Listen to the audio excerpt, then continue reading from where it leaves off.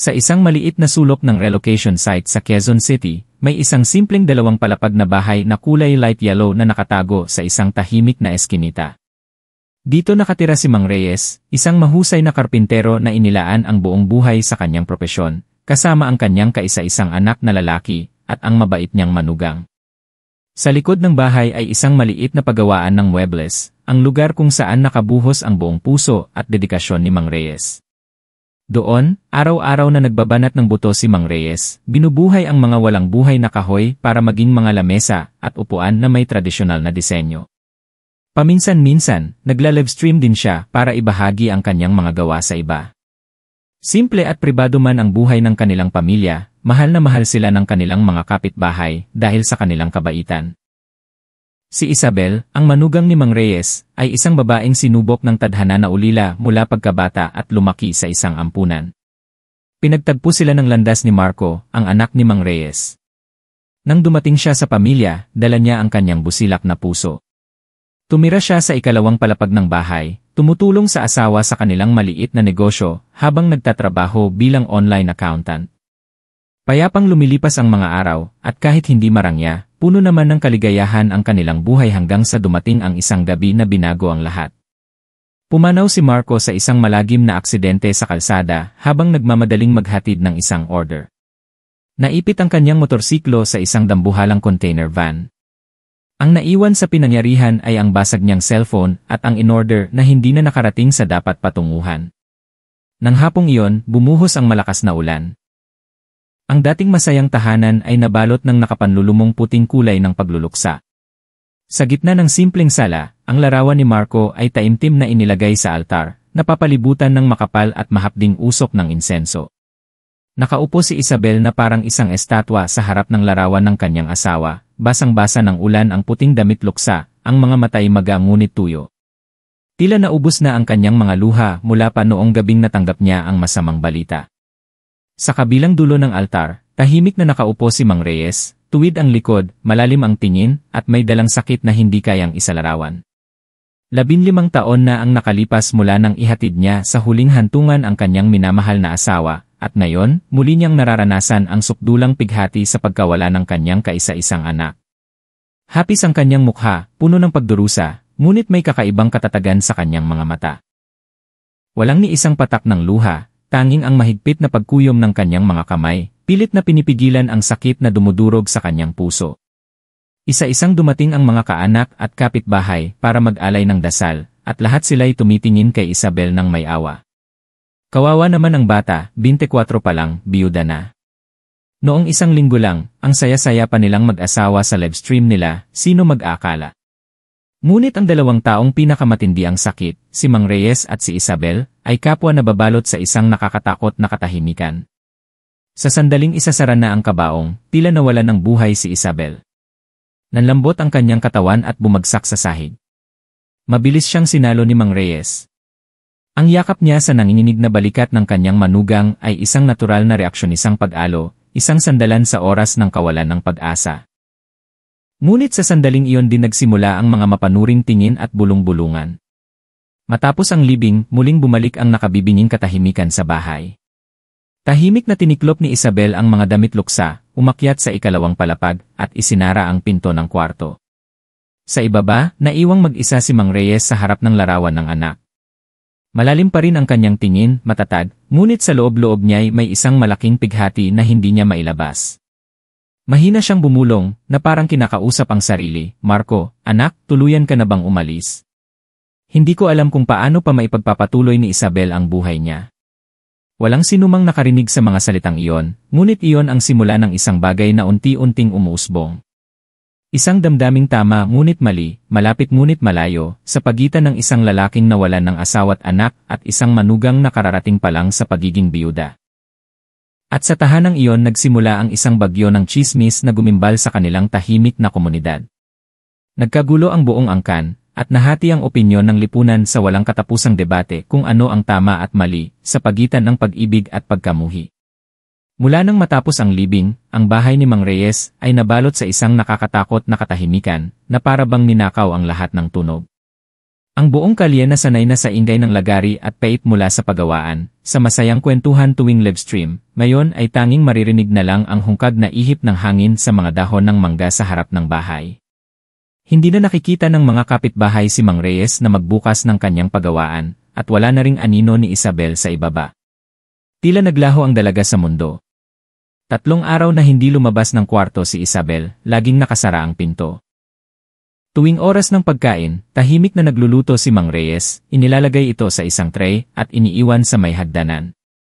Hindi siya tumatawag, 2 beses lang siyang kakatok sa pinto bago bumalik sa kanyang silid. May mga araw na hindi nagagalaw ang tray ng pagkain, ngunit may mga araw din namang ubos ito, at maayos na nakasalansan ang mga plato't kubyertos isang tahimik na pasasalamat. Sa ika-4 na araw, naglagay si Mang Reyes ng isang mangkok ng mainit na lugaw sa tray, kasama ang isang maliit na papel kung saan nakasulat, medyo matabang yata ang luto ko. Dagdagan mo na lang ng patis kung kailangan. Kinabukasan, nakita niya ang malinis na mangkok na ibinalik kasama ang isang papel na nakatupi sa 4. Masarap po ang lugaw ninyo, Tay. Hindi na kailangan ng dagdag. Iyon ang unang beses na nagsalita si Isabel mula noong libing, kahit sa pamamagitan lang ng mga salita sa isang maliit na papel. Nang araw ding iyon, bumaba si Isabel sa kusina. Nakasuot siya ng manipis na jacket, nakatali ang buhok, maputla ngunit maayos ang itsura. Pagkakita sa kanya, biglang napatayo si Mang Reyes, may balak sabihin pero ang tanging lumabas sa kanyang bibig ay isang simpleng tanong, kumain ka na ba? Tumango si Isabel at yumuko habang mahinang nagsasabing, pasensya na po sa mga nakaraang araw, Tay. Hindi ko pa po kasi matanggap. Hinila ni Mang Reyes ang upuan, ayos lang yan, anak. Pinagdaanan ko na rin yan noong araw na nawala ang nanay ni Marco. Umupo silang dalawa, walang nagsasalita. Ang mahinang tunog ng kutsara sa mangkok ay sumasabay sa paikot-ikot na elisi ng ceiling fan. Biglang nagtanong si Isabel, noong nawala po si nanay, gaano katagal bago kayo nakabalik sa normal? Tinitigan siya ni Mang Reyes ng matagal, saka dahan-dahang sumagot, hindi na ako bumalik sa dati, anak. Natutunan ko lang mabuhay na may kulang. Ang mga salitang iyon ay parang patalim na humiwa sa puso ni Isabel. Mabilis siyang tumalikod, pilit na nilulunok ang mga luhang nagbabadyang tumulo. Sa kanyang mga mata, ang lungkot ay hindi na umaapaw tulad ng dati, lumalim na ito sa kanyang kalooban, nagiging matatag tulad ng pagpilit niyang magpakatatag dahil wala nang ibang gagawa nito para sa kanya. Pagkatapos kumain, nagsimulang magligpit ng pinagkainan si Isabel. Tumayo si Mang Reyes para punasan ang mesa. Sa kanyang pag-aalinlangan, nabitawan niya ang isang maliit na tasa at ito'y nabasag. Mabilis na yumuko si Isabel para pulutin ang mga piraso at hindi sinasadyang nagdikit ang kanilang mga kamay. Pareho silang natigilan. Isang magaang na pagdampi, isang mabilis na pag-iwas ng tingin, isang distansyang dating pamilyar pero ngayon ay tila banyaga. At sa maikling sandaling iyon, pareho nilang napagtanto na ang kalungkutan sa bahay na iyon ay hindi na para sa bawat isa lamang. Nagsimula na itong kumalat, magtagpo, at tahimik na maghanap ng karamay bilang isang paraan ng pagprotekta sa sarili. Mula noon, mas madalas nang bumaba si Isabel. Hindi siya palasalita, tahimik lang siyang nagwawalis, naglalaba, at naglilinis ng kusina, tulad ng dati niyang ginagawa noong buhay pa si Marco. Ngunit ngayon, lahat ng kilos ay ginagawa sa gitna ng nakapanlulumong katahimikan. May mga umagang gumigising siya ng maaga para magtimpla ng mainit na tsaa at iwan sa mesa. May mga araw din na tinitipon niya ang mga lumang damit sa pagawaan, nilalabhan, isinasampay sa rooftop, at maayos na tinutupi sa isang basket. Ang mga maliliit na gawaing iyon ay nagbigay ng kaunting init sa malamig at malungkot na tahanan. Napansin yun ni Mang Reyes, ngunit hindi niya sinabi. Tahimik lang niyang binago ang paraan ng pagkatok. Hindi na niya iniiwan ang tray ng pagkain sa hagdan, sa halip, mahina siyang tumatawag, anak, luto na ang pagkain. Kung gutom ka, bumaba ka na. Hindi rin sumasagot si Isabel, ngunit ilang minuto lang ay bumababa na siya, isang tahimik na pagtanggap sa pag-aalagang hindi nila kailanman binigkas. Isang hapon, malakas ang buhos ng ulan, sunod-sunod ang kidlat at kulog. Habang nagsasampay si Isabel sa balkonahe, bigla siyang nadulas at natumba. Narinig ni Mang Reyes ang malakas na kalabog at mabilis na tumakbo paakyat. Isabel, ayos ka lang ba?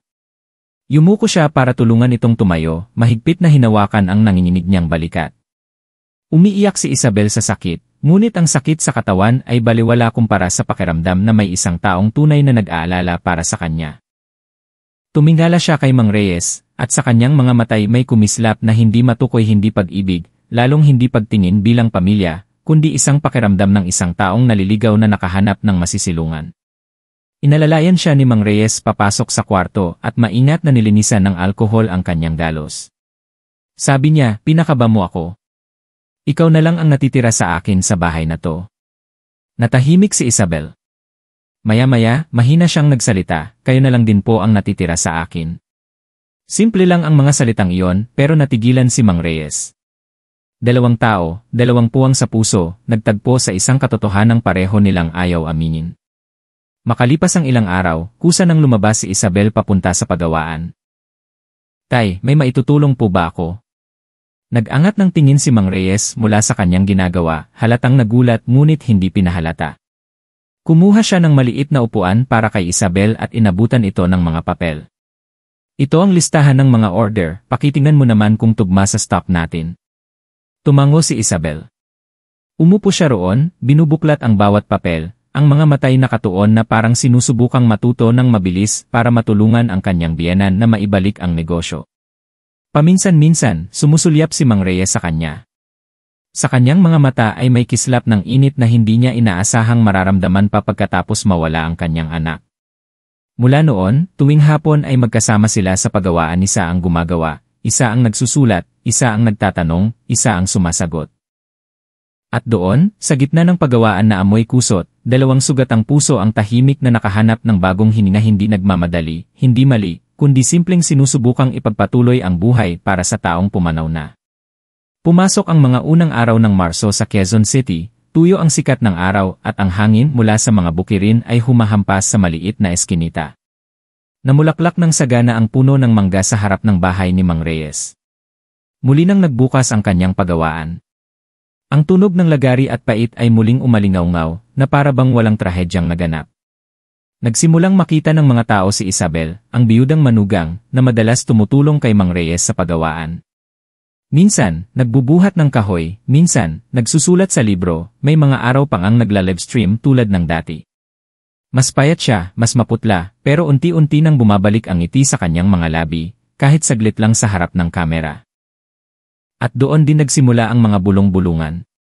10 araw pa lang namatay ang asawa, nakangiti na agad ng ganyan, biyuda na, nakatira pa rin sa biyenan, hindi ba siya nahihiya sa sasabihin ng iba? Parang kakaiba ang pag-aalaga ni Mang Reyes sa batang yan. Sa simula, mga bulungan lang iyon sa tindahan sa kanto. Ngunit kapag lumabas na sa bibig ng isa, mabilis itong kumakalat sa iba. Isang hapon, dumating si Aling Cruz, ang kapatid na babae ni Mang Reyes, na may galit na mukha, nagmamadali, at nakapamaywang. "Reyes, hanggang kailan mo hahayaang tumira rito ang manugang mo?" Habang pinupunasan ang kamay na puno ng kusot, kalmadong sumagot si Mang Reyes, "May kwarto pa naman dito. Kung hindi siya dito titira, saan pa?" Pagtataray ni Aling Cruz, kahit saan pa siya pumunta, basta hindi dito. "Biyuda yan na wala pang 1 buwan. Anong sasabihin ng mga tao? Maniniwala ba silang magbiyanan lang talaga kayo?" Lumabas si Isabel mula sa loob, narinig ang lahat. Namutla ang kanyang mukha at nanginginig ang mga kamay. Ngunit imbes na magsalita, yumuko lang siya para bumati kay Aling Cruz at tahimik na pumasok sa bahay. Pagkatapos noon, biglang nagbago si Isabel. Hindi na siya nag-livestream, hindi na rin pumupunta sa pagawaan. Buong araw siyang nasa kusina o naglilinis ng bakuran. Napansin iyon ni Mang Reyes pero hindi siya nagtanong. Isang gabi pagkatapos ng hapunan, tahimik siyang nagsalin ng orange juice para kay Isabel at inilagay sa harap nito. "Pasensya ka na sa mga narinig mo." Kinuha ni Isabel ang baso, namumula ang mga mata, wala pong may kasalanan. Karapatan naman nilang isipin kung anong gusto nila. Tiningnan siya ni Mang Reyes, may determinasyon sa kanyang mga mata, "Wala akong pakialam sa iniisip nila.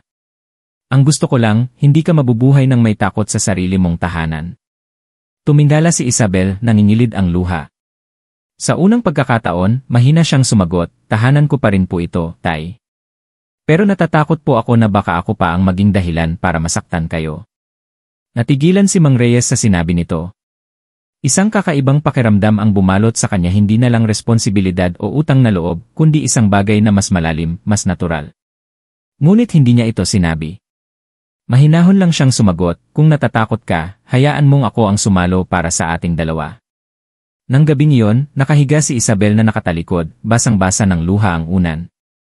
Hindi niya alam kung sino ang iniiyakan niya, si Marco, ang kanyang biyenan, o ang kanyang sarili. Ang alam niya lang, habang pilit niyang pinapatay ang damdaming umuusbong sa kanyang puso, lalo itong lumalaki, parang isang maliit na baga na pilit tinatabunan ng hangin pero patuloy na nag-aalab sa ilalim ng abo. 3 araw pagkatapos ng pag-uusap nila ni Aling Cruz, nagpa siya si Isabel na mag-impake. Inilagay niya ang maliit na maleta sa paanan ng kama. Sa kanyang silid sa itaas, tahimik niyang tinupi ang bawat damit. Maingat niyang itinago ang polo ni Marco, isang nakasanayang hindi pa niya kayang bitawan. Habang tinutupi ang huling damit, biglang natigilan ang kanyang kamay. Isang maliit na piraso ng papel na isinulat ni Marco ang nahulog mula sa bulsa ng damit. Mahal, relax ka lang. Pagkatapos kong i-deliver to, uwi na ako para yakapin ka. Napaupo si Isabel sa gilid ng kama, puno ng luha ang mga mata. Hindi niya alam kung aalis siya dahil sa mga chismis o dahil natatakot siya sa mainit na tingin ng kanyang biyenan na unti-unting nagpapaligaw sa kanyang puso. Nang hapong iyon, habang naghahanda si Mang Reyes na magluto, nakita niyang bukas ang pinto ng kwarto ni Isabel. Hila-hila niya ang maleta pababa, matigas ang ekspresyon ng mukha pero namumula ang mga mata. Saan ka pupunta? Tanong niya, natigilan ang kamay. Huminto si Isabel sandali, saka mahinang sumagot, lilipat po ako sa isang boarding house. Sa tingin ko, mas makakabuti to para sa inyo. Masyado na pong maraming sinasabi ang mga tao, ayoko na pong makadagdag pa sa problema nyo. Natigilan si Mang Reyes, na para bang pangalawang beses na siyang mawawalan ng isang mahal sa buhay. Ngunit ngayon, hindi dahil sa kamatayan, kundi dahil sa isang nakabibinging pananahimik at pagtitiis. Hindi ko kailangan ang pangunawa ng iba. Ang kailangan ko lang, nandito ka at nabubuhay ng marangal. Sapat na yon. Yumuko si Isabel. Pero pagod na po ako, Tay. Pagod na ako sa bawat tingin, sa bawat bulong, sa tuwing pupunta ako sa palengke, at tinitingnan ako na parang may ginawa akong napakasamang bagay. Lumapit siya at hinawakan ang kamay nito. Sa unang pagkakataon mula noong libing, hinigpitan niya ang hawak sa kamay ng manugang, na parang isang tunay na ama na pinipigilan ang anak na maglayas. Kung aalis ka, mag-isa na lang ako sa bahay na to, pero kung may mangyari sa'yo sa hinaharap, tatawag ka pa ba sa akin? Tumingin si Isabel sa kanya, nangingilid ang luha. Huwag niyo na po akong pahirapan. Hindi kita pinapahirapan. Ayoko lang na mag-isa ka sa isang syudad na puno ng tao, pero walang sinumang tunay na nagmamalasakit sa'yo. Kinagat niya ang kanyang labi. Pagkaraan ng ilang sandali, huminga siya ng malalim, binitawan ang kamay nito, at hinila ang maleta palabas ng pinto, hindi umiiyak, hindi lumilingon. Nang hapong iyon, umulan na naman. Kakaiba, sa tuwing sasapit ang pinakamasakit na sandali, ayaw magpakita ng araw. Gabi na, mag-isang kumain si Mang Reyes. Ang hapagkainan na dati ng kulang ay lalo pang naging malungkot. Nandoon pa rin ang upuan ni Isabel, pero ang pagkain ay hindi na hinati para sa dalawa. Ilang subo lang ay itinulak na niya ang plato. Sa loob niya, isang pakiramdam ng kawalan ang sumisikip, tulad noong nawala ang kanyang asawa, tulad noong araw na umalis si Marco at hindi na bumalik. Pero iba ngayon ang umalis ay buhay pa, nasa isang lugar lang sa syudad na ito, ngunit hindi na nila sabay na papasukin ang pamilyar na pinto. Binuksan niya ang kanyang telepono, pinindot ang zalo. Lumitaw ang lumang mensahe ni Isabel. Matulog na po kayo ng maaga, Tay. Gising po ako ng maaga bukas para magluto ng lugaw. Inumin niyo po yung gamot sa high blood na iniwan ko sa estante. May balak siyang itype, pero binura rin niya. Sa huli, isang linya lang ang kanyang isinulat. Kung may kailangan ka, mag-message ka lang, kahit anong oras. Pero hindi niya rin ito ipinadala. Nagrenta si Isabel ng isang maliit na kwarto malapit sa Nepa G-Mart, mga 15 minutong biyahe ng bisikleta mula sa bahay ni Mang Reyes. Ang silid ay halos 15 metro kwadrado lang, may mga amag sa dingding, at manipis na yero ang bubong. Kapag mainit, parang pugon, kapag umuulan, tumutulo sa tabi ng bintana. Pero hindi nagreklamo si Isabel. Para sa kanya ngayon, sapat na ang isang lugar na pribado, walang nakatingin, at walang bumubulong. Maaga siyang gumigising para tumulong magbenta ng gulay sa isang kaibigan, at sa hapon ay gumagawa ng libro ng isang maliit na furniture store online. Sa gabi, isang pakete ng noodles lang ang kanyang hapunan, aayusin ang mga gamit at upo mag-isa sa tahimik na silid. Araw-araw, pare-pareho, pero habang tumatagal, lalong lumalaki ang butas sa kanyang puso. Walang nagtatanong kung kumain na ba siya, walang nag-iwan ng isang basong orange juice, walang nakakapansin sa gamot para sa sakit ng ulo na nasa tabi ng kanyang kama. May mga kaibigan siya, may mga kamag-anak sa panig ng kanyang asawa, pero lahat sila ay maingat na dumidistansya, takot na madamay sa iskandalo. Hindi niya sinisisi ang sinuman sa buhay, kapag nasiraan ka na, wala nang pakialam ang mga tao kung tama ka o mali. Isang gabi, malakas ang ulan at tumutulo na mismo sa kanyang kama. Nagmamadali si Isabel na kumuha ng mga palanggana para saluhin ang tubig at hindi na malayang kinuha ang telepono para tawagan ang kanyang biyenan. Pero nang magring ito, natigilan siya at mabilis na pinatay. Makalipas ang 1 minuto, nag-vibrate ang telepono. Ako to, Tay. Tumawag ka ba? Anong nangyari? Tiningnan ni Isabel ang text message, kumakabog ang dibdib. Hindi siya nag-reply. Humiga na lang siya at niyakap ang unan, basa ang pisngi sa mga luhang dumadaloy.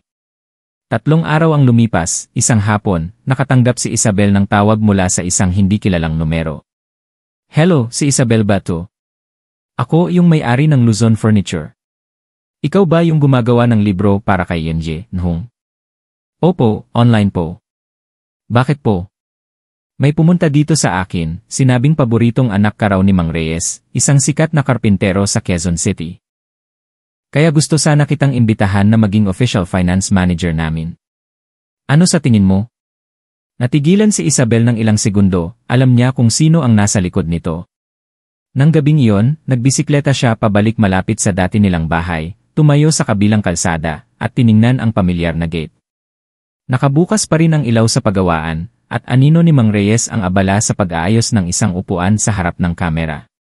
Nanginginig ang kanyang mga kamay, bahagyang nakapikit ang mga mata sa pagod, ngunit nananatiling nakatuon at matyaga. Napaiyak si Isabel.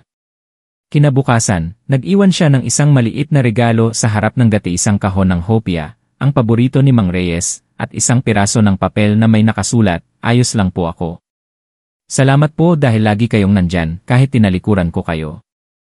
Walang sagot. Ngunit ng gabing iyon, nakatanggap ang account ni Isabel ng 1,000 piso na may kasamang tala, bumili ka ng mas maayos na kapote para sa pagpunta mo sa palengke. Nagsimulang tumanggap ng dagdag na trabaho si Isabel sa Luzon Furniture. Nakatulong ang pagiging abala para mabawasan ang kanyang pag-isip, ngunit sa tuwing may libreng oras, bumabalik ang kanyang isip sa lumang bahay, kung saan may isang lalaking laging alam kung paano siya alagaan sa paraang hindi pa nagagawa ng iba. Nang buwang iyon, nakaranas ang Quezon City ng isang di pangkaraniwang lamig. Dumating ang amihan, bumaba ang temperatura sa gabi, at ang lamig ay tumatagos hanggang sa buto. Ilang araw nang umuubo si Isabel pero pilit pa ring pumapasok sa trabaho. Hanggang isang umaga, hinimatay siya sa harap ng kanyang tindahan ng gulay at mabilis na isinugod ng kaibigan sa pinakamalapit na health center. Pagmulat niya, ang unang taong nakita niya ay hindi nurse o kaibigan, kundi si Mang Reyes. Nakaupo siya sa gilid ng kama, hawak ang isang karton ng mainit na gatas na iniaabot sa kanya. Tay, nauutal na, sabi ni Isabel, malabo pa ang paningin. Sabi ko naman sa'yo, kung may kailangan ka, tawagan mo lang ako. Malumanay at mainit ang kanyang boses, walang panunumbat, walang reklamo, isang simpleng paungusap na dumurog sa puso ni Isabel. Pagkatapos ng mga papeles sa ospital, isinakay ni Mang Reyes si Isabel sa kanyang motorsiklo pabalik sa boarding house. Tiningnan niya ang kinakalawang na pinto at ang punit na bubong, saka nagtanong, dito ka nakatira nitong mga nakaraang buwan? Yumuko si Isabel at hindi sumagot. Bakit hindi mo sinabi sa akin? Hindi naman ako ibang tao. Hindi makapagsalita si Isabel. Maya-maya, lumabas na rin sa bibig niya. Hindi po ako nangahas. Kasi habang mas malapit ako sa inyo, mas nararamdaman kong mali ako. Hindi na po ako tama, Tay. Natigilan si Mang Reyes, malalim ang tingin. Bakit mali? Kasi, hindi na po tulad ng dati ang tingin ko sa inyo. Sa tuwing namimiss ko ang bahay, hindi si Marco ang naaalala ko, kundi kayo. Natatakot ako sa mga tingin nyo sa maliliit na pag-aalala. Dahil ang puso ko, hindi na po normal, Tay. Ang mga salitang iyon ay parang isang kutsilyong humiwa sa sugat na matagal na nilang tinitiis. Walang sinabi si Mang Reyes, tahimik lang niyang hinubad ang suot na jacket at ipinatong sa kanya. Nilalamig ka na. Umuwi ka na, magpapalipas lang ako dito sandali. Pumasok si Isabel at isinara ang pinto. Ngunit sa likod nito, isinubsob niya ang kanyang mukha at dumaloy ang masaganang luha. Kasabay nito, sa labas, nakatingala si Mang Reyes sa langit habang unti-unting bumabagsak ang ambon sa kanyang buhok na may mga puti na. Hindi niya alam kung tama ba siya o mali, o kung ginagawa niya lang ang isang bagay na tama para sa kanyang puso. Nang gabing iyon, hindi makatulog si Isabel. Tinitigan niya ang kanilang wedding picture. Nakangiti sila ni Marco sa tabi ng altar ng kanilang mga ninuno. Masaya ang mga mata ni Marco, ngunit sa puso ni Isabel, tila banyaga na ang larawang iyon. Sa isip niya ngayon, isang tao na lang ang nandoon. Ang biyenan na tahimik na nagpunas ng kanyang mukha noong mga araw ng libing, na nag-iwan ng mainit na tubig sa labas ng kanyang pinto, na bumangon sa gitna ng gabi para lang sagutin ang isang mensaheng hindi niya kailanman sinagot. Ang damdaming iyon ay nagkahugis na hindi na maitatago. At alam niya, mula sa sandaling ito, hindi na siya mabubuhay nang hindi hinaharap ang kanyang sarili. Kinabukasan, nag-resign si Isabel. Nagpadala siya ng mahabang mensahe sa may-ari ng furniture store. Salamat po sa tiwala. Magpapahinga po muna ako sandali. Walang nakakaalam na sa likod ng magagalang na salitang iyon ay isang napakabigat na desisyon. Nagsimula siyang magligpit ng gamit. Kaunti lang naman nilang damit, ang lumang maleta, ang tsinelas na binili ng kanyang biyenan para sa kanya noong 1 taon, at ang wedding picture nila ni Marco. Binalot niya ito ng maigi at itinago sa ilalim ng maleta. Ano man ang nangyari, si Marco ang unang nagpatibok ng kanyang puso, ngunit ang nakaraan na iyon ay hindi na kayang pigilan ang pusong lumiliko na sa ibang direksyon. Hapon na, pumunta si Isabel sa terminal ng bus at bumili ng tiket papuntang Maynila. Pinili niya ang biyahe ng alas 5 ng hapon, kung kailan pa dilim na, para walang makakita sa kanya. Hindi siya nagpaalam, hindi rin nag-text kay Mang Reyes. Pero alam niya. Dahil ng hapong iyon, habang nasa supermarket siya malapit sa kanila, sinabi ng guard, parang yung babae sa eskinita 16 na, papunta sa terminal. May daladalang pink na maleta, nakasuot ng gray na sweater. Kamukha ng anak niyo na pumunta rito dati. Hinigpitan ni Mang Reyes ang hawak sa plastic bag walang pag-aalinlangan, pinaharurot niya ang motorsiklo papunta sa terminal. Malakas ang hampas ng hangin sa kanyang mukha, mahapdi ang mga mata, at kumakabog ng malakas ang dibdib. Hindi niya alam kung dahil ba sa pag-aalala, sa galit, o sa takot. Takot na kung hindi niya siya pipigilan ngayon, pagsisisihan niya ito habang buhay. Nakaandar na ang makina ng bus. Nakaupo si Isabel sa huling hilera, nakasandal ang ulo sa bintana. Nakapikit siya, ngunit mahigpit pa rin ang hawak sa tiket. Sakto, pagpasok ng driver, isang malumanay na boses ang narinig mula sa ibaba. Excuse me, nandyan po ba si Isabel? Nagmulat ng mga mata si Isabel at napatayo. Tumingin ang driver. Opo. Yung babae sa dulo. Dahan-dahang umakyat si Mang Reyes sa bawat baitang, at nagtama ang kanilang mga mata. Walang nagsalita ng ilang segundo. Hindi makapaniwala si Isabel, Tay. Paano niyo po nalaman? Hindi ko alam. Natatakot lang ako na baka umalis ka na naman tulad ng dati. At ngayon, ayoko nang hayaan kang umalis. Natahimik si Isabel at napansin na sila ng ibang pasahero. Pero walang pakialam si Mang Reyes. Kung aalis ka para magsimula ng bagong buhay, rerespetuhin ko. Pero kung aalis ka dahil sa takot sa sasabihin ng iba, dahil sa takot na mahalin ako, hindi ako papayag. Malinaw at matatag ang kanyang boses, ngunit may bahagyang panginginig. Dahil hindi na rin kita itinuturing na manugang. Natigilan ang buong bus na wala ang lahat ng ingay. Napatanga si Isabel at biglang napahagulgol. Huwag na po kayong magsalita. Hindi na po ako alis. Niyakap niya si Mang Reyes, walang pakialam sa tingin ng iba, sa kung anong sasabihin nila sa mga paniniwala. Ang alam niya lang, sa sandaling iyon, ang puso niya at ang puso ni Mang Reyes ay sa wakas ay tumigil na sa pagtatago. Tumikim ang driver, ano pong plano niyo? Aalis na po ang bus. Ngumiti ng bahagya si Mang Reyes, sa kalumingon na may buong determinasyon, pasensya na po, pero kailangang i-cancel ang biyaheng ito. Nang gabing iyon, umambon sa Quezon City. Inihatid ni Mang Reyes si Isabel pauwi sa kanyang lumang motorsiklo. Nakaupo siya sa likod, mahigpit na nakayakap sa likod ni Mang Reyes, ang pisngi nakadikit sa pamilyar na likod na ilang taon nang nagsakripisyo para sa pamilya. Tahimik ang daan, tanging maririnig ang patak ng ulan sa kanilang kapote at ang tibok ng kanilang mga puso. Pagdating sa gate, ang dilaw na ilaw mula sa bakuran ay tumama sa kanilang dalawa. Tiningnan ni Isabel ang pamilyar na bahay at biglang nakaramdam ng takot hindi sa mga tao, kundi sa kung ano ang susunod na mangyayari ngayong ang relasyon nila ay lumagpas na sa normal na hangganan. Mahina siyang nagtanong, sa tingin niyo po ba malito?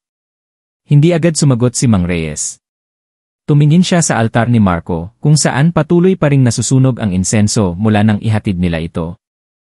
Pagkaraan ng ilang sandali, dahan-dahan siyang nagsalita, kung ang pagsunod sa puso ay mali, edi mali na ako mula pa noong araw na nawala ang asawa ko, mula pa noong araw na umalis si Marco. Mali dahil marunong pa rin akong magmahal ng isang tao. Tumulo ang luha ni Isabel. Alam niyang hindi madaling magpadala sa emosyon si Mang Reyes, pero ngayong inamin na niya at handa siyang labanan, kahit ang batas ng moralidad, alam niyang ang damdaming iyon ay hindi panandalian lamang. Bumalik siya sa bahay hindi bilang isang manugang, kundi bilang isang dalagang babae na nakatira kasama ang isang biyudong lalaki. Dahil dito, nagkaroon ng biglaang pulong ang buong angkan sa loob lang ng 2 araw. Ginanap ang pulong sa bahay ng panganay na kapatid ni Mang Reyes, si Mang Santos. Puno ang sala ng mga kamag-anak at lahat sila ay seryoso ang mukha. Sa totoo lang, kung malalaman to ng buong barangay, wala na tayong mukhang ihaharap sa mga tao, sigaw ni Aling Cruz. Manugang mo yan. Manugang mo, Reyes, diin ni Mang Santos. Tahimik lang si Mang Reyes, hindi umiiwas ng tingin. Dati siyang manugang, pero ngayon, isa na lang siyang babaeng dumanas ng pagkawala, tulad ko. Pero paano si Marco? Ilang buwan pa lang siyang nawawala. Hindi ka ba nakokonsensya?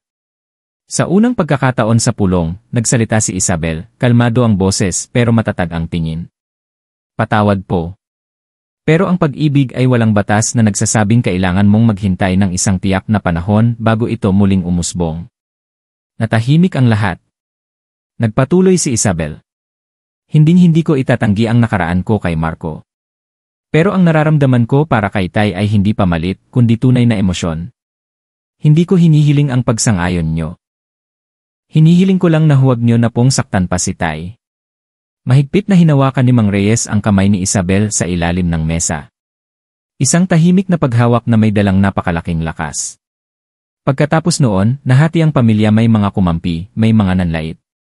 Ngunit ang nakapagtataka, ang mga taong malapit kay Marco ay nanahimik. Siguro, mas naiintindihan nila na si Isabel ay hindi taksil, kundi isang taong naiwan, na sa sobrang kalungkutan ay napilitang humanap ng init sa taong nabubuhay pa. Ang balita tungkol kay Isabel at Mang Reyes ay hindi na nanatili sa kanilang pamilya o barangay. Isang umaga, habang naghahanda ng almusal si Isabel, sunod-sunod na tumunog ang kanyang telepono. Mga text, tawag at komento sa Facebook ay nagsulputan.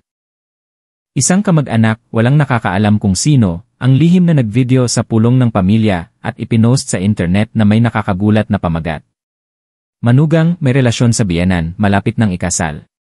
Sa loob lang ng 24 oras, ang kwento ay naging viral. Ang mga larawan ni Isabel ay pinag-edit, nilagyan ng kung ano-anong komento. May nang-asar, sa Quezon City, may teleserye. Wala na bang ibang lalaki dyan? Nakakadiri. Nilock niya ang kanyang phone, nag-deactivate ng social media, pero hindi niya mapigilan ang mga mapanuring tingin sa palengke, ang mga bulungan sa likod niya sa tuwing dadaan siya. Mas kalmado si Mang Reyes. Hindi siya gumagamit ng social media, hindi nagbabasa ng balita. Pero alam niyang may mga kamag-anak at kapitbahay na dumarating para magtanong, manermon at magpayo. Pinakinggan niya ang lahat, tumatango lang, hindi nakikipagtalo. Isang gabi, nakaupo si Isabel sa hapagkainan, namumula ang mga mata. Tay. Tingin ko, mali na talaga ako. Hindi ako kasing tatag niyo. Hindi ko na kaya. Tiningnan siya ni Mang Reyes, mahina ang boses. Hindi ka mali, anak. Nabubuhay lang tayo sa isang lugar kung saan mas gusto ng mga tao na tingnan ang buhay ng iba kaysa sa sarili nila. Napahagulgol si Isabel. Pero kung ganito, paano pa ako mabubuhay ng payapa? Hindi siya sumagot, lumapit lang siya at ipinatong ang kamay sa kanyang balikat. Ako ang bahala sa'yo. Kung may manlait, hayaan mong ako ang laitin nila. Kung kailangan nating umalis dito, handa ako. Ang mga salitang iyon ay parang isang payong sa gitna ng bagyo, ngunit ito rin ang naging simula ng isang malaking desisyon. Makalipas ang 3 araw, tahimik silang umalis sa Quezon City, walang paalam, walang naghatid. Nag-iwan lang sila ng isang bahay na nakakandado, isang altar na may usok pa ng insenso, at isang sulat na idinikit sa gate. Kung ang tama ay nagiging mali sa mata ng lahat, siguro kailangan naming manirahan sa isang lugar kung saan may sapat na pangunawa para pakinggan ang puso ng iba. Pumili sila ng isang maliit na bayan sa tabi ng dagat sa Batangas para magsimula muli. Doon, walang nakakakilala sa kanila. Walang mga bulungan o mapanuring tingin kapag magkasama silang naglalakad. Nagrenta sila ng isang maliit na bahay na malapit sa dalampasigan, may bakuran kung saan pwede silang magtanim ng gulay at isang bougainvillea na namumulaklak buong taon. Nagbukas si Isabel ng isang maliit na sari-sari store sa harap ng bahay. Sa umaga, maaga siyang namamalengke. Sa hapon, nagtitinda siya ng palamig at tinapay at nakikipagkwentuhan sa mga kapitbahay. Tila payapa ang lahat. Si Mang Reyes naman ay nagpatuloy sa pagkakarpintero. Nagtayo siya ng maliit na pagawaan sa likod ng bahay. Minahal siya ng mga tao roon dahil sa kanyang kabaitan at kahusayan. Walang nagtanong tungkol sa kanilang nakaraan. Ang nakikita lang nila ay isang matandang lalaki na inaalagaan ang isang babaeng mas bata sa kanya ng halos 30 taon nang may buong pagmamahal. Ngunit ang kapayapaang iyon ay panandalian lamang. Isang gabi, habang nakahiga si Isabel, napanaginipan niya si Marco. Sa panaginip, nakatayo ito sa labas ng bintana, hindi galit ang mga mata ngunit puno ng lungkot. Hindi siya nanumbat, hindi nagsalita, tahimik lang na tumalikod. Nagising si Isabel, basang-basa ng pawis. Tumingin siya kay Mang Reyes na mahimbing na natutulog sa tabi niya, payapa ang mukha, mas dumami na ang puting buhok. Matapos ang ilang araw na malayo sa kanilang bayan, muli siyang nakaramdam ng pagkakasala. Kinabukasan, tahimik siyang nagpunta sa dalampasigan. Mahina ang hampas ng alon, malambot ang buhangin sa kanyang mga paa. Matagal siyang nakatayo roon, walang nakakaalam kung ano ang iniisip niya. Tanging ang namumulang mata at nanginginig na kamay na mahigpit na hawak ang pulseras na dating pag-aari ni Marco. Sa hapunan ng araw na yon, nagtanong si Mang Reyes, "Anong problema, anak?" Ibinaba ni Isabel ang kanyang mangkok at mahinang sumagot, "Napanaginipan ko si Marco." Tila bumigat ang hangin. Pagkaraan ng ilang sandali, nagsalita siya, "Madalas ko rin siyang mapanaginipan, pero hindi siya malungkot," nakangiti siya. "Siguro, panatag na siya dahil may kasama ka." Hindi sumagot si Isabel, ngunit sa unang pagkakataon sa loob ng maraming buwan, matagal siyang yumuko. Isang linggo ang lumipas, habang nasa palengke, may narinig si Isabel.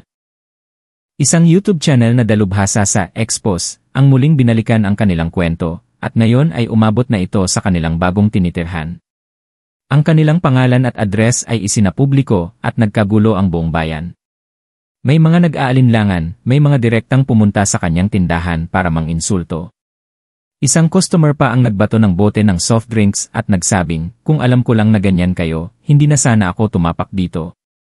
Mabilis kumalat ang chismis at nawala ng customer ang kanyang tindahan. May mga estudyante pa na nagvi-video sa kanila at ipinupost sa internet na may pamagat na, "Kakaibang mag-asawa sa bayan, nakakagulat na katotohanan." Tuluyan ng gumuho ang mundo ni Isabel. Nang gabing iyon, isinara niya ang tindahan at umiyak ng husto sa kusina. Sabi niya, "Hindi yata tayo makakatakas habang buhay, Tay. Saan man tayo pumunta, may nakakakilala, may nagsasalita. Sobrang makasarili na yata natin." Walang sinabi si Mang Reyes, nagsalin lang siya ng tubig para sa kanya at umupo sa tabi nito, kalmado pa rin ang mga mata. "Kung natatakot ka, hayaan mong ako ang umalis. Basta mabuhay ka lang ng payapa, titiisin ko ang lahat." Umiling siya, "Ayokong mabuhay nang wala kayo." Natigilan si Mang Reyes. Sa sandaling iyon, pareho nilang naunawaan na hindi ang bagyo ang naghihiwalay sa kanila, kundi ang mga tao, ang pagod na nararamdaman nila. Nang umagang iyon, binuksan ni Isabel ang kanyang telepono, bumalik sa Facebook pagkatapos ng ilang buwang pagde-deactivate. Puno ng komento ang kanyang profile mula sa mga estranghero, kakilala, at mga peking account. Lahat sila'y nagbibitaw ng masasakit na salita, sinusuri ang kanyang buhay na parang isang paninda sa palengke. Nanginginig ang kanyang mga kamay, ngunit wala ng takot sa kanyang mga mata. Huminga ng malalim si Isabel at nagsimulang magsulat ng bagong post. Hindi ito mahaba, isang post na may halos 400 na salita, kung saan ikinuwento niya ang lahat mula nang mamatay ang kanyang asawa, ang mga araw sa tumutulong boarding house, hanggang sa panaginip tungkol kay Marco, at ang mga gabing tahimik na nag-iwan si Mang Reyes ng mga gamit sa harap ng kanyang pinto. Nagtapos siya sa isang pangungusap, hindi ko hinihiling ang inyong kapatawaran. Hinihiling ko lang na bago ninyo husgahan ang isang tao, tanungin niyo muna ang inyong sarili kung kaya ninyong pagdaanan ang mga pinagdaanan niya. Ipinost niya ito ng alas 10 ng umaga. Pagsapit ng tanghali, maraming account na ang nag-share nito. May mga nanlait pero marami rin ang kumampi. Ang pag-ibig ay hindi mali, sadyang hindi lang ito matanggap ng lipunan. Nawalan na rin ako ng asawa, naranasan kong mag-isa, at tinalikuran ng buong pamilya ng asawa ko. Naiintindihan ko ang babaeng ito. Mas mabuting maging totoo sa nararamdaman kaysa mabuhay sa pagkukunwari. Pagsapit ng hapon, isang reporter mula sa Maynila ang tumawag, iniimbitahan si Isabel na magsalita. Gusto nilang gumawa ng isang special report, walang halong drama, walang cut and paste, isang simpleng pag-uusap lang. Matagal na nanahimik si Isabel saka siya pumayag. Noong araw na ipinalabas ang report, nakaupo si Mang Reyes sa tabi ni Isabel sa harap ng lumang AC. Sa screen, isang babaeng nakaputing polo, walang makeup, at may matatag na tingin. Nawala ang asawa ko noong napakabata pa namin. Dahil doon, akala ko hindi na ako muling makakapagmahal. Ngunit napagtanto ko na may isang tao na laging nasa tabi ko sa bawat sandali ng aking kahinaan. At ang taong iyon ay ang aking biyenan. Natigilan ng reporter, ngunit nagpatuloy si Isabel. Hindi ko nakikitang mali na magmahal ng isang tao. At naniniwala ako na kung buhay pa ang asawa ko, gugustuhin niyang magkaroon ako ng isang masaya at payapang buhay, hindi isang anino na nabubuhay sa luha. Nagdulot ng malaking ingay ang panayam, ngunit sa pagkakataong ito, marami ang napaiyak. Makalipas ang isang linggo, may nagdala ng bulaklak sa tindahan ni Isabel, para lang sabihin, dati, nilait kita, pero ngayon, humihingi ako ng tawad. Mas matatag ka pala kaysa sa inaakala ko. Nakaupo si Mang Reyes sa isang sulok ng bakuran, tahimik na hinahasa ang kanyang pait. Nagdala si Isabel ng isang tasang mainit na tsaa at inilagay sa kanyang kamay. Sa tingin niyo po, tama ba ang ginawa ko? Tiningnan siya ni Mang Reyes at mumiti. Ginawa mo lang ang dapat gawin ng isang totoong babae. Hindi tumakas, hindi umiyak, hindi nagwala, simpleng tumayo lang at sinabing, mahal ko siya, dahil minahal niya ako sa paraang hindi pa nagagawa ng sinuman sa mundo. Isinandal ni Isabel ang kanyang ulo sa balikat ni Mang Reyes. Sa unang pagkakataon, naramdaman niyang gumaan ang kanyang loob. Isang linggo lang matapos maipalabas ang report, muling dumami ang customer sa maliit na tindahan ni Isabel. Ang mga tao sa lugar ay hindi lang bumibili, kundi pumupunta para makita ang babaeng naglakas loob na maging totoo, magmahal, at ipagtanggol ang kanyang kaligayahan. Hindi na sila tinatawag na maling magkapareha. Sa halip, bumubulong sila sa isa't isa, nagbago na ang isip ko. Mas maganda pa ang buhay nila kaysa sa maraming kasal na dumaan sa tamang proseso pero walang pagmamahal. Kung anak ko yan, mamahalin ko yan. Sa buong buhay ng isang babae, bihira ang makahanap ng ganyang pag-ibig. Nang umagang iyon, habang sumisikat ang araw, naghugas ng kamay si Isabel at tahimik na pumasok sa bahay, kinuha ang isang pulang papel na nakalagay sa isang sobre. Iyon ay isang marriage application form, Tay. Bakit, anak? Inabot ni Isabel ang papel, nanginginig ang kamay pero kalmado ang tingin. Sa tingin ko, oras na para mabuhay tayo ng marangal, walang tinataguan, walang hiya. Gusto ko pong maging asawa ninyo. Sa totoong buhay. Natigilan si Mang Reyes. Tinignan niya ang babae sa kanyang harapan, hindi na ang mahiyain na manugang sa Quezon City, kundi isang babaeng matatag, matapang, at handang hawakan ang sariling kaligayahan. Pumapayag ako. Ginanap ang kasal isang hapong mahangin sa tabing dagat. Walang magarbong damit, walang malakas na tugtugin, walang paputok, at walang maraming bisita. Tanging ang maliit na bakuran, ilang malalapit na kapitbahay, mga bulaklak na pinitas lang sa tabi-tabi, at ang tunog ng gitara mula sa batang kapitbahay. Nakasuot si Isabel ng simpleng puting bestida, nakapusod ang buhok na may ilang bulaklak ng bougainvillea. Si Mang Reyes naman ay nakasuot ng puting polo at lumang vest na plansado, at ang kanyang ngiti ay nagbigay init sa buong paligid. Isang matandang kaibigan ni Mang Reyes ang nagkasal, nanginginig ang boses sa emosyon. Sa mundong ito, ang pinakamahirap ay hindi ang magmahal, kundi ang aminin na nagmamahal ka. Lalo na kung ang pag-ibig na iyon ay pinupunan ng buong mundo. Pero nagawa niyo. Umalingaw ang palakpakan. Hindi napigilan ni Isabel ang mapaluhan nang tanggapin niya ang simpleng silver na singsing mula kay Mang Reyes. Opo, Tay. Natahimik ang lahat sa paraan ng kanyang pagtawag. Pero muling lumakas ang palakpakan. Mas taos puso, mas makatao kaysa sa anumang pagbati. Nang gabing iyon, nang makaalis na ang lahat, umupo si Isabel sa tabi ni Mang Reyes, nakatingala sa mga bituin. Mahina siyang nagsalita, ang gaan pala sa pakiramdam kapag totoo ka sa sarili mo. Hinigpitan ni Mang Reyes ang hawak sa kanyang kamay, hindi nagsalita, ngumiti lang. Pagkatapos ng kasal, walang honeymoon. Maaga pa lang, maririnig na ang tunog ng mga sasakyan, ang pagbubukas ng kanilang tindahan, at ang ingay mula sa pagawaan sa likod. Nabuhay sila tulad ng ibang mag-asawa, hindi maingay ngunit payapa. Subalit, ang kapayapaan ay hindi kailanman magpakailanman. Pagkatapos ng holiday season, humina ang benta. Tumaas ang presyo ng mga bilihin at bumaba ang kita. Si Isabel ay abala sa libro at sa renta. Si Mang Reyes naman ay inaatake ng pananakit ng likod at rayuma. Minsan, hinimatay siya sa pagawaan, hawak pa ang lagari. Sabi ng doktor, kailangan niyang magpahinga dahil kung hindi, baka tuluyan ng masira ang kanyang mga kasukasuan. Natigilan si Isabel. Alam niyang mahal ni Mang Reyes ang kanyang trabaho, ngunit alam din niyang hindi na siya bumabata. Magpahinga muna kayo, Tay. Ako na po ang bahala. Tumanggi siya. Hindi pwede. Ayokong ikaw ang sumalo ng lahat. Mag-asawa tayo, ibig sabihin, sabay nating haharapin, hindi yung isa lang ang nagtitiis. Isang malungkot na ngiti ang isinukli ni Isabel. Pero kung bibigay kayo, kanino pa ako sasandal? Natigilan si Mang Reyes sa tanong na yon. Mula noon, natuto si Mang Reyes na gumawa ng maliliit na bagay, tulad ng mga keychain, picture frame, at salamin. Ipinost ito ni Isabel online. Laking gulat niya, dumagsa ang mga order.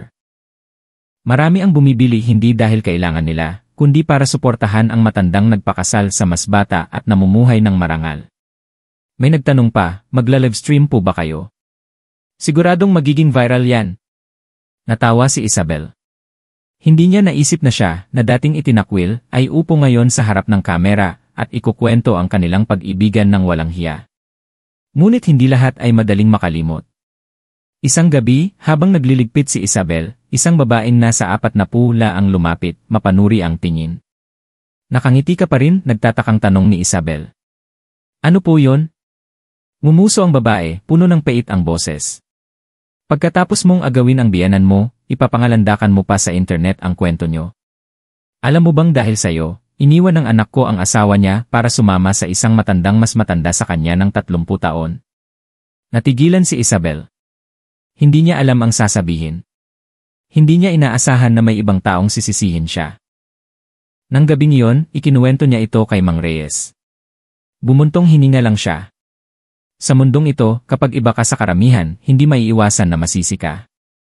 Pero huwag mong hayaang patayin ng pait ng iba ang kabutihan sa puso mo, anak. Tumango si Isabel, ngunit may kirot sa kanyang puso. Naglakad si Isabel pauwi, mahigpit ang hawak sa supot ng gamot.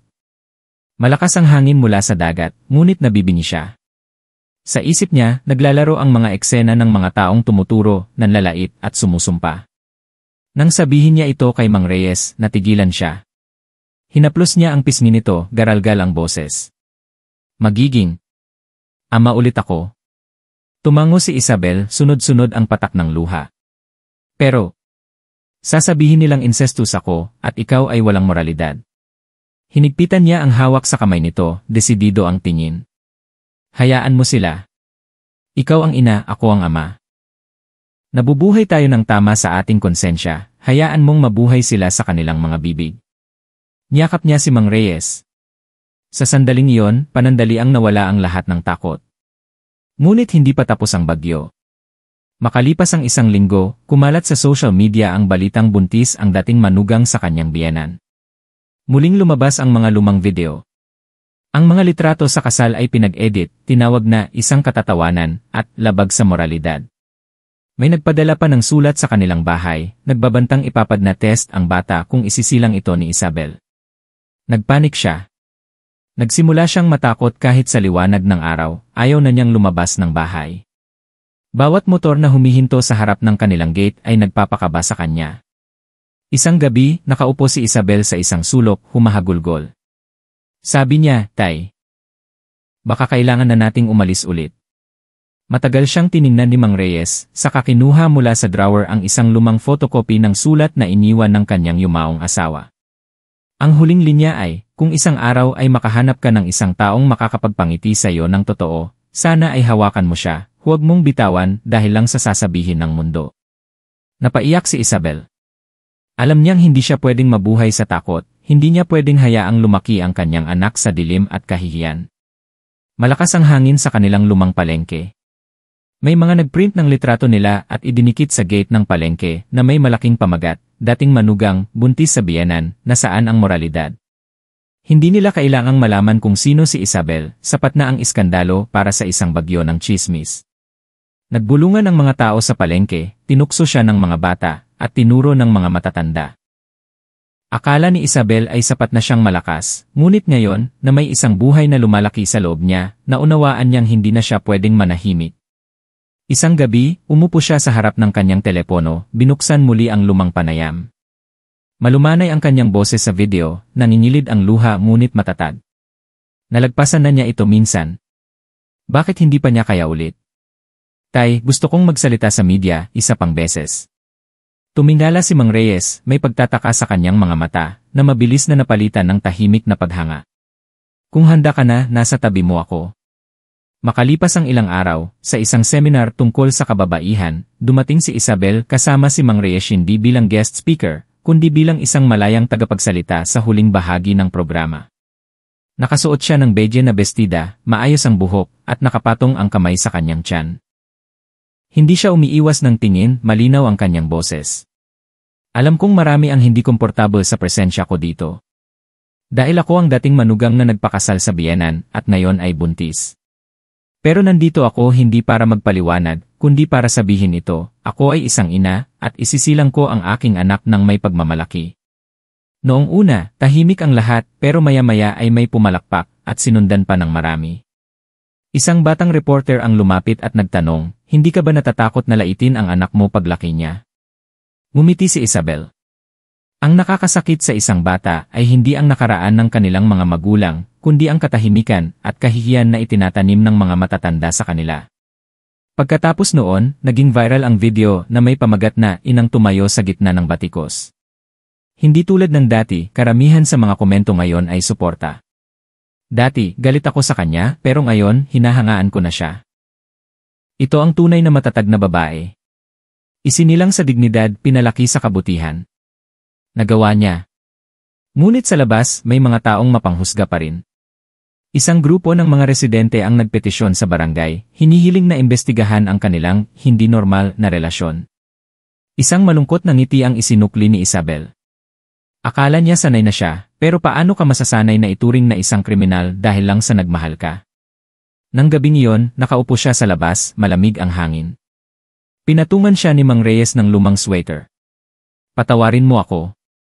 Kung hindi dahil sa akin, hindi sana ganito kahirap ang buhay mo."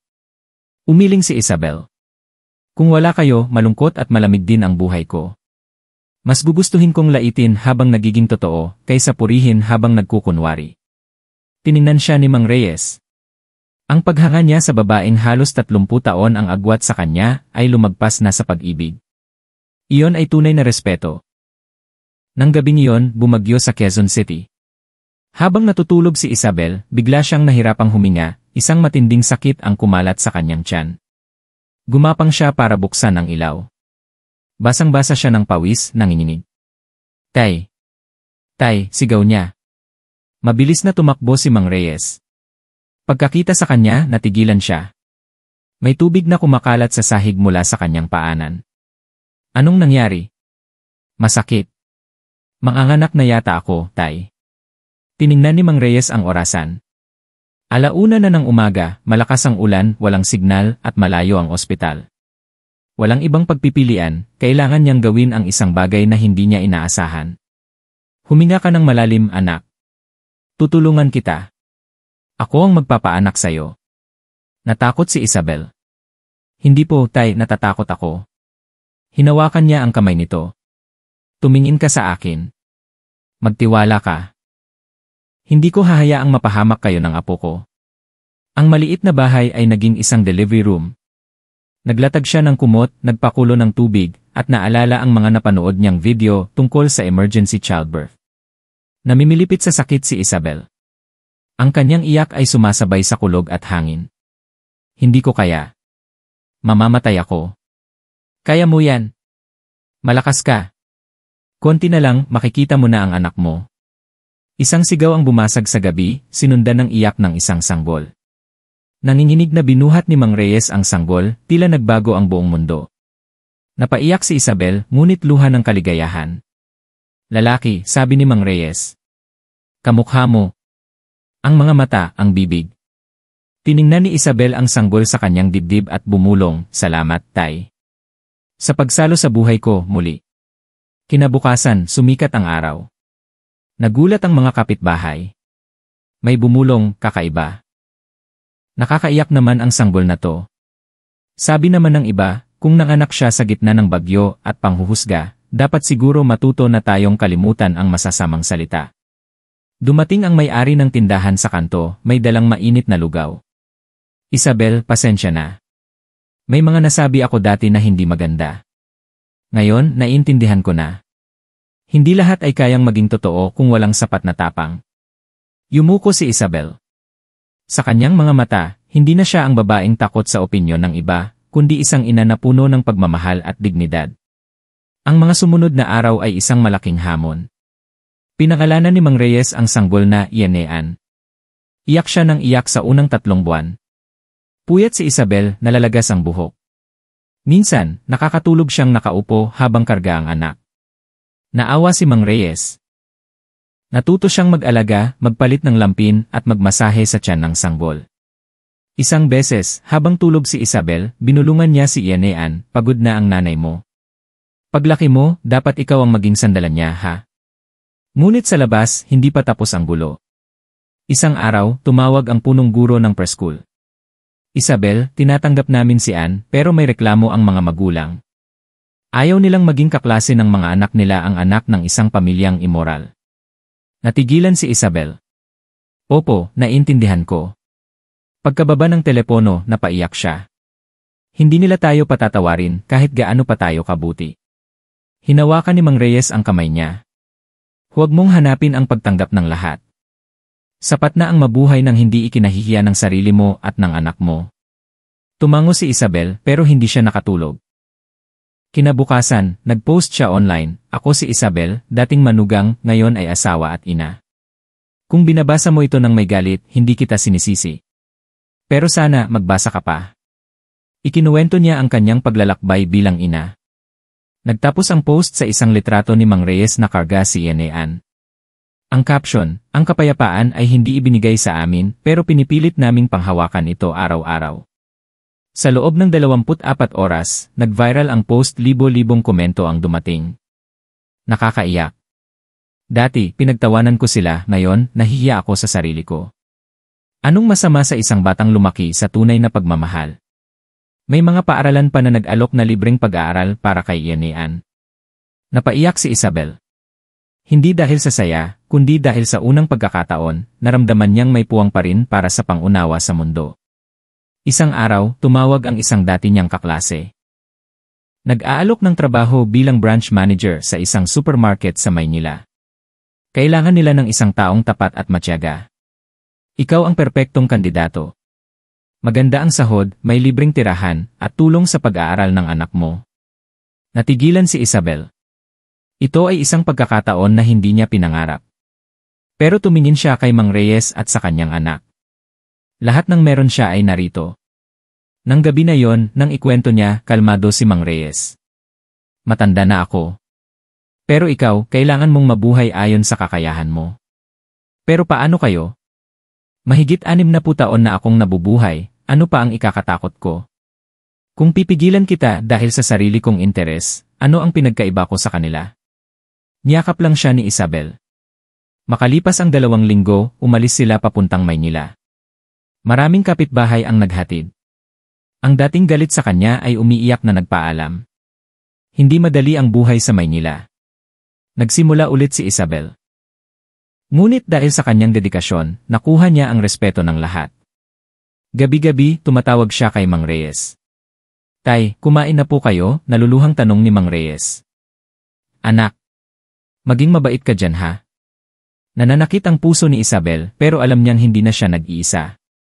Isang araw, sinabi ng kanyang boss, alam mo ba kung bakit ikaw ang pinili ko?